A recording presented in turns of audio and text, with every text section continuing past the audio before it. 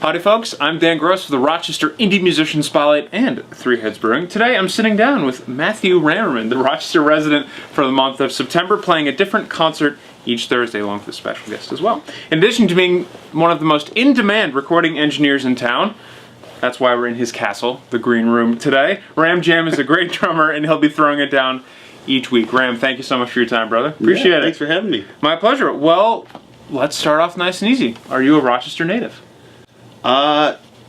I would call myself a Rochester native. I was actually born in Santa Rosa, California, but I grew up here and went to high school here, and I think that makes me native enough. So where'd you go to high school? I went to West Irondequoit. Yeah, and tell us about the early days of Ramerman and music. Like, what were you listening to that inspired you to start playing music? So my dad was a music teacher, played trumpet and everything, so we grew up with music in the house. I would say when I started in second grade, but when I really got into playing was probably my teenage years, listening to grunge and Nirvana and stuff like that, just like James Searles. Just concluded, by the way? Last night, which was fantastic. He did the Unplugged a lot of fun event there, which was great. So yeah, that's really where it started for me, and then grew from there. And now I got a new generation to teach music to. That's here, right. This one here. She's a natural recording engineer. I lay my cables down and she just fixed them for me. It was pretty amazing. So was your first instrument drums?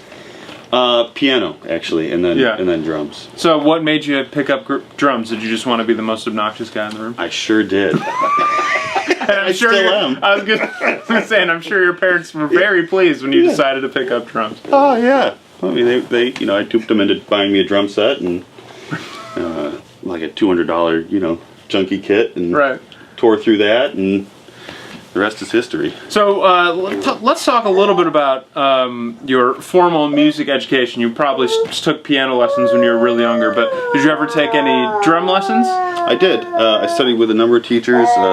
Kristen Shiner McGuire, who now teaches at Nazareth. Love you, Kristen. I studied with Dom Familaro down in New York City. Used to go down and see him. Colin Bailey in San Francisco.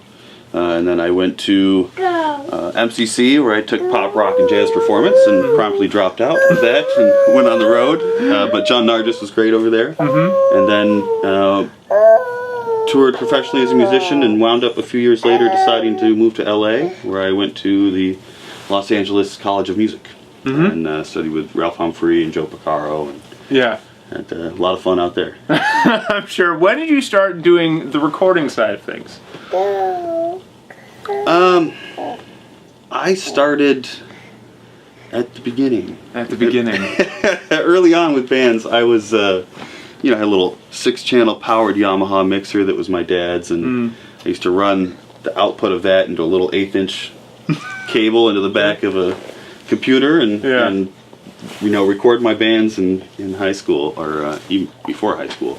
But when I really got serious was really when I moved to LA, and I was there really as a player, not to be an engineer, but I found myself in studios all the time. LA is one of those towns where everybody's got a studio in their house, so I really dove deep when I was there, and just loved it. I loved it, and it kept growing and growing, and then I moved to Philadelphia for 5 years, and pretty much was doing primarily production and engineering there, and found myself back here with 2 kids and a wife and a mortgage and American dream, and that's it. Being on the road 200-300 days a year was not conducive to that. Not so much. And so the studio became more and more a part of my life, to the point where now it's my day job and night job and every time job, all the time job. Well, why don't you? So let's circle back a little bit. Why call it the Green Room? Did you have a vision when you started the recording studio, or you just wanted a place to record? Can you tell us about starting the business? Yeah.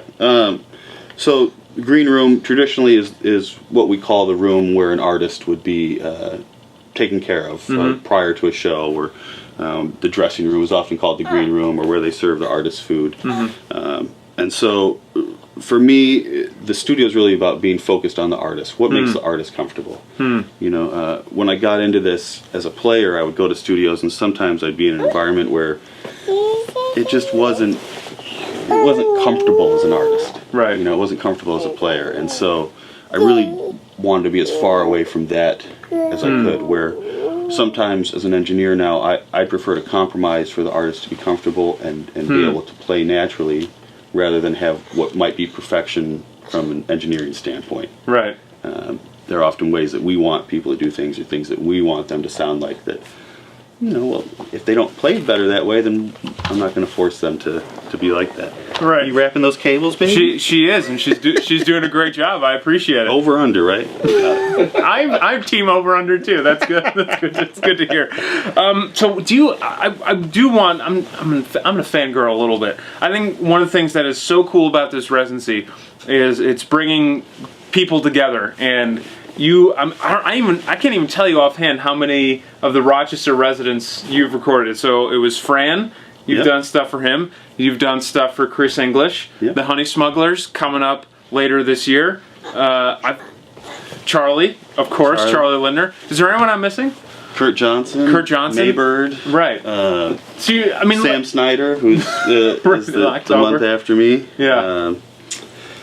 How does that feel, man? I mean, it's like, that must be such a cool feeling that you get to work with all these cool guys and you're at the center of this great community we're building here.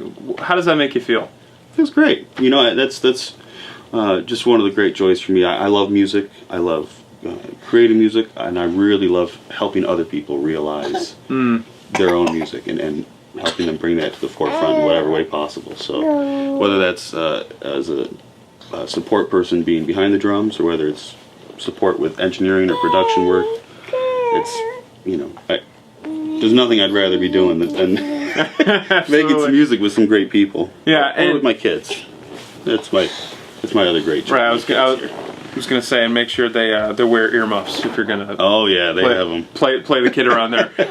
So that's a great transition. We got from recording back into playing. Oh, and I can't forget Yasai Collective. Yes. Who came and delivered the most mind-blowing 15 minutes of music ever played at Three Heads Brewing. So you're playing for this residency. So we're just gonna. Oh, I know those are Whirlwind cables. They're good. They noticeably sound better than from what I had before. So let's just go down the line and tell us. Week 1, charity dance.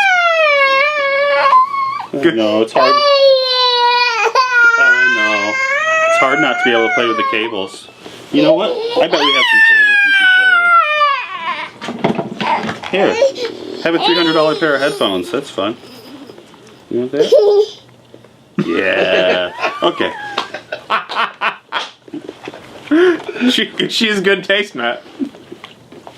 So let's start week 1, charity dance party. Tell us about it.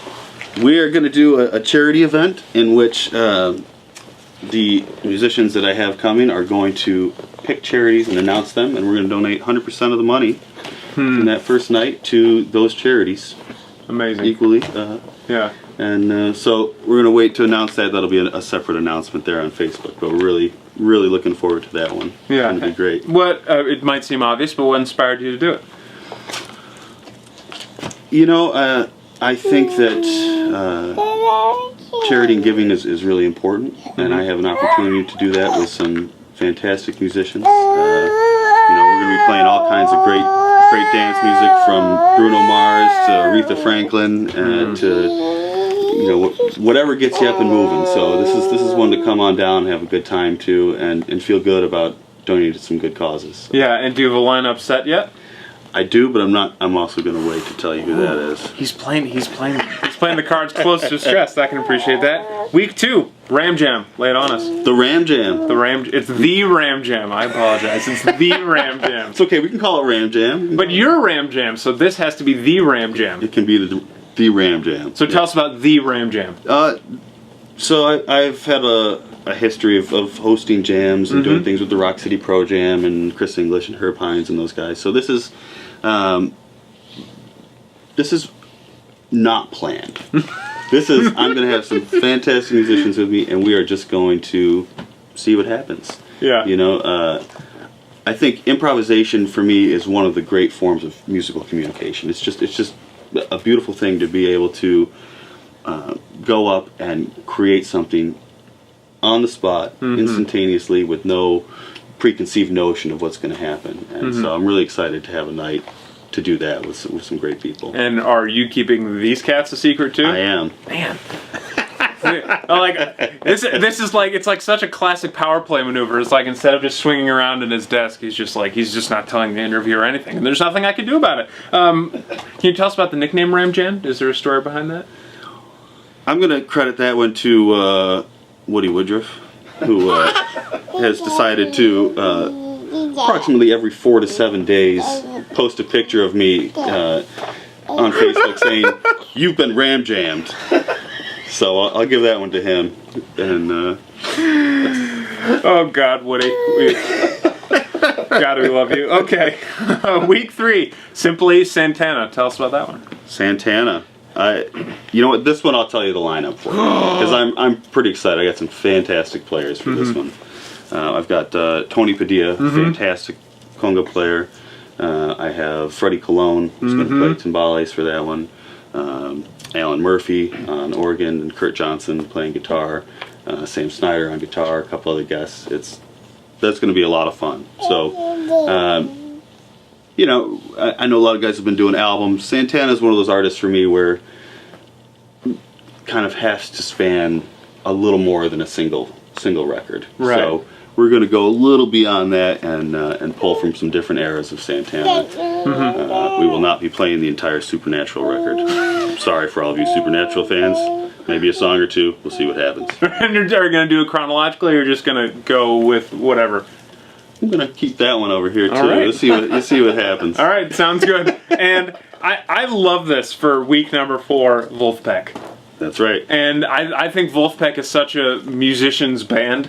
You know what I mean? It's like musicians get Vulfpeck, not people who aren't musicians might not get Vulfpeck, but tell us about this show. So, I agree. Vulfpeck is definitely a musician's band. It's also, for me, a fantastic recording band, because it's a band that has a sound. Right. A very, very particular sound, and they're just fantastic. They have all the elements for me. They have the recording element, they have the musical element. It's funky. I love funk. That's great. And they also have a visual element in terms of their videos, and a consistent kind of thematic thing that goes along all of their stuff. You having fun there, baby? So that one I've got also a killer lineup for. We've got James Searle, Sean Conlon, John Sheffer from Rochester, Jimmy Grillo. Let's see who others. It's Tony G from Santana there as well. So it's going to be a funk fest. Chaz Bruce is going to be on that gig. Quinn Lawrence. So my man Quinn. Good, Quinn. yeah, that's going to be a powerful one there. So I'm really looking forward to that one as well. Okay, now, apparently Sunday is, we're doing it. Is this a Sunday show? This was just kind of thrown on me last minute. Sunday, Monty Python and the Holy Grail. What is the deal here? I am totally in the dark. So the last day of the month, September 30th, the Sunday there, we are going to perform Monty Python and the Holy Grail live on stage at Three Heads with a massive cast of who's who musicians in Rochester. This is not a concert, really. This is a play or a performance, I would say. But we are going to reenact the movie in its entirety. We've got so you know, it's cult classic here. People who know, and this is going to be a trip. So we'll have a special appearance by the great, fabulous Jeff Dale and Todd and Tommy from Vanishing Sun and Herb Hines and Sean Scanlon. Just a great cast of people across the board. So they're the cast members. They're not just the musicians, or do you have separate cast members? These are cast members. Oh my God! So all the cast members are musicians. This is the one little catch I have in there is that in order to be a cast member, you must be a musician. I'm just looking forward to seeing who the Black Knight is. And who's going to be the Killer Rabbit? I don't know if it's not shot. don't know if you have this figured out yet. But okay, let's recap really briefly. Now, the Sunday show is in the evening, or is that like a Sunday matinee sort of thing? It's probably going to be 2 shows, a matinee and an evening show. So we're still working out the details of that. I'll glance ominously at Jeff Dale to say, let's finish working out those details. Oh, we'll get it done. We'll figure it out. All right, let's recap. Week 1, Charity Dance Party. Week 2, the Ram Jam. Week 3, Santana. Week 4, Vulfpeck. And on the last day of the month, which is a Sunday, a musician's reenactment of Monty Python and the Holy Grail. Matt Ramerman, Dan Gross, thank you so much for watching this little installment of the Spotlight spinoff featuring Three Heads' Rochester Residencies, and we hope to see you at all of these 5 shows.